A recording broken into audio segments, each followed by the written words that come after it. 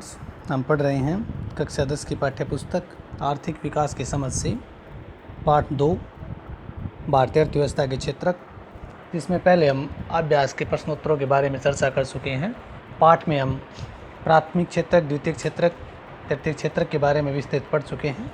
इसके साथ साथ संगठित असंगठित क्षेत्र तथा निजी व सार्वजनिक क्षेत्र की व्याख्या कर चुके हैं व राष्ट्रीय रोजगार गारंटी अधिनियम के बारे में जान चुके हैं। आज हम पढ़ेंगे अभ्यास का प्रश्न।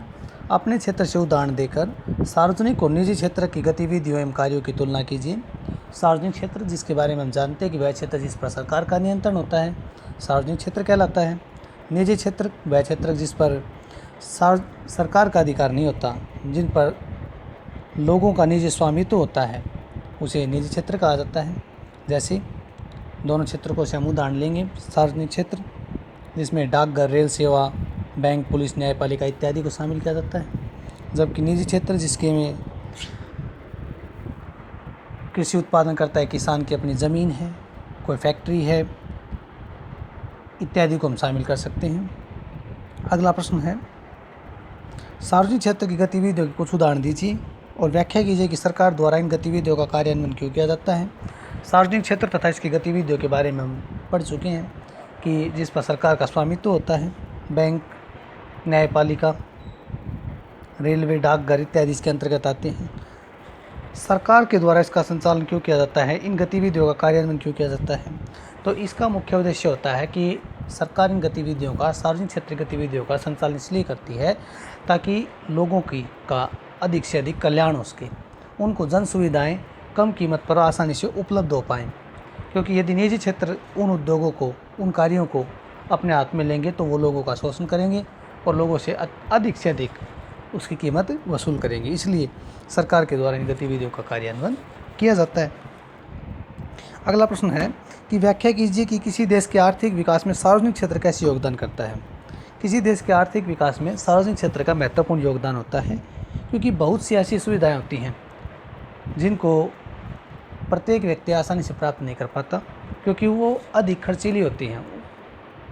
उनको पूर्ण करने में या उनको प्राप्त करने में अधिक से अधिक धन खर्च करना पड़ता है, जो कि आम लोगों के, जनता के वश के बाहर होता है। जैसे कि बंदरगाहों का निर्माण करना है, जैसे कि सड़कों का निर्माण करना है, रेलवे पुल इत्यादि बनाना है, बांध वगैरह बनाना है इत्यादि।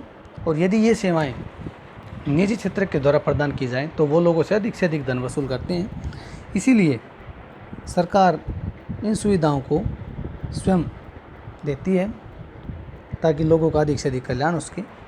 इसके साथ साथ सरकार उचित मूल्य पर किसानों की फसलों को भी खरीदती है, जिसमें न्यूनतम समर्थन मूल्य का हम बात कर सकते हैं, तथा गेहूँ, चावल इत्यादि को खरीदकर उनको उचित कीमत पर food corporation of India FCI तथा PDS पब्लिक डिस्ट्रीब्यूशन सिस्टम, सार्वजनिक वितरण प्रणाली के माध्यम से लोगों को उपलब्ध करवाती है। इस प्रकार हम कह सकते हैं कि देश के आर्थिक विकास में सार्वजनिक क्षेत्र का महत्वपूर्ण योगदान होता है और इस क्षेत्र पर सरकार का अधिकार होता है, इसलिए यह क्षेत्र महत्वपूर्ण भूमिका निभाता है। अगला प्रश्न,